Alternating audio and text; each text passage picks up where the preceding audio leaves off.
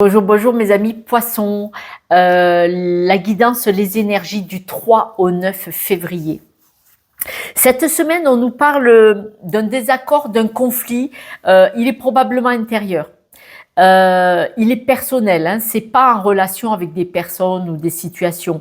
Mais là, on voit qu'il y a des choses qui sont dans l'ombre, pardon. Il y a des choses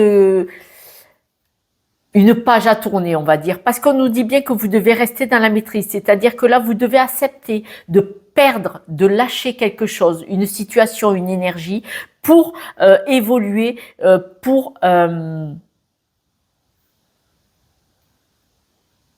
faut accepter de perdre quelque chose, de lâcher quelque chose, pour percevoir que la vie continue. C'est vrai que expliquer comme ça paraît compliqué. C'est pour ça que souvent je prends je vais prendre un exemple. Vous avez un logement à vendre, vous devez accepter. Alors, il est à vendre ce logement. Eh bien, vous devez accepter de le laisser partir, ce logement, quel qu'il soit, pour la raison pour laquelle vous le vendez, parce que ça vous permet de passer à autre chose. Voilà, c'est un exemple. L'autre exemple. L'exemple le plus classique, vous avez les enfants, ils sont grands, et puis là, il faut accepter d'avoir le sentiment de les perdre, mais ce n'est pas une réalité. On ne fait pas les enfants pour les garder attachés auprès de nous, c'est clair. Et il faut accepter que nos enfants grandissent, partent de la maison. C'est le flux de la vie, c'est la vie qui continue. Et à ce moment-là, ce qui se passe, c'est que vous allez devoir réinventer votre nouvelle vie. Parce que si là, votre vie, c'était d'être présent et de vous occuper des enfants, même si vous aviez un travail extérieur, mais quand vous rentriez, il y avait les enfants, il y avait le linge, même si vous rouspétiez, ouais, tu fais pas manger, tu fais pas le ménage, tu fais pas le linge, mais vous les aviez là. Et bien là, vous allez devoir trouver une autre occupation pour finir de remplir votre vie. Parce que vos enfants sont pas là pour remplir votre vie en permanence, ad vitam aeternam, pas du tout, pas du tout. Mais l'enfant vient dans notre vie pour qu'on l'accompagne sur son chemin, là où il doit aller, par rapport à notre histoire, par rapport à nos blocages et ce qu'on a appris de la vie. Et il faut savoir le lâcher pour qu'il parte sur son chemin. Mais l'enfant, il vient aussi dans notre vie pour que nous, on apprenne à devenir parents, pour que nous, on apprenne dans le lâcher-prise, parce qu'il en faut du lâcher-prise quand on accompagne des enfants, qu'on en ait 1 ou 12, hein, c'est pareil. Hein. Après ça glisse. Non, je déconne, c'est dur d'élever des enfants. On les aime, hein. Ils nous construisent.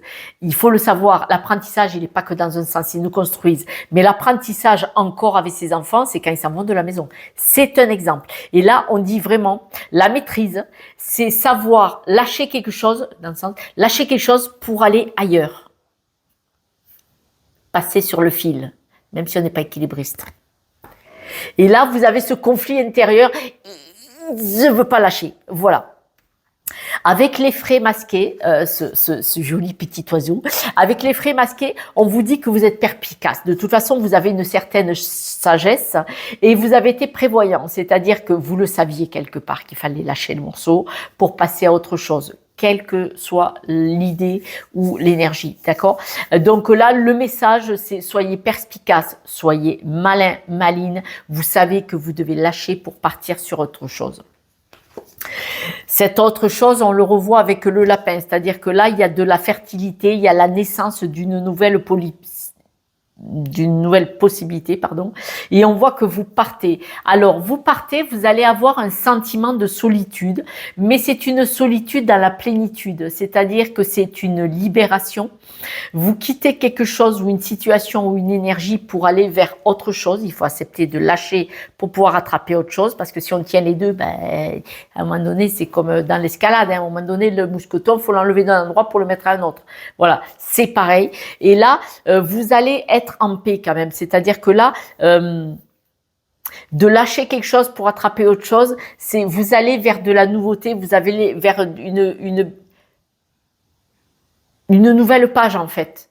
Vous allez vers une nouvelle page comme une nouvelle naissance et on voit que c'est vrai que vous pouvez vous sentir seul d'avoir à recommencer quelque chose.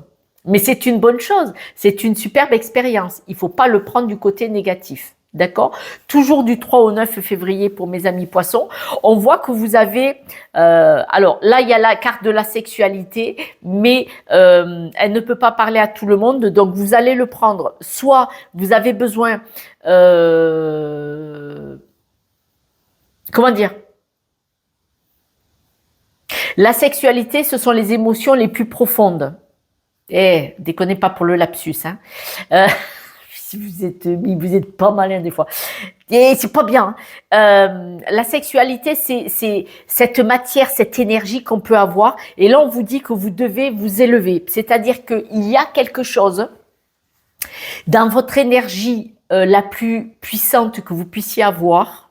Moi, je veux vous le présenter comme on me le dit. Dans l'énergie la plus puissante que vous devez avoir, regardez qu'est-ce qui s'est passé dans votre héritage. Alors, comment je vais vous trouver un exemple pour m'expliquer? C'est des fois les messages, j'ai du mal à les transposer. C'est des ressentis. Dans votre mode de fonctionnement en amour,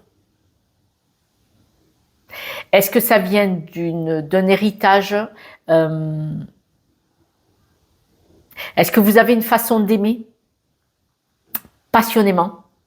Ça vient, est-ce que ça a été hérité par l'un de vos parents? Est-ce que c'est un schéma familial répétitif? Alors, je vais remettre des cartes dessus pour savoir pourquoi on me dit ça. D'accord?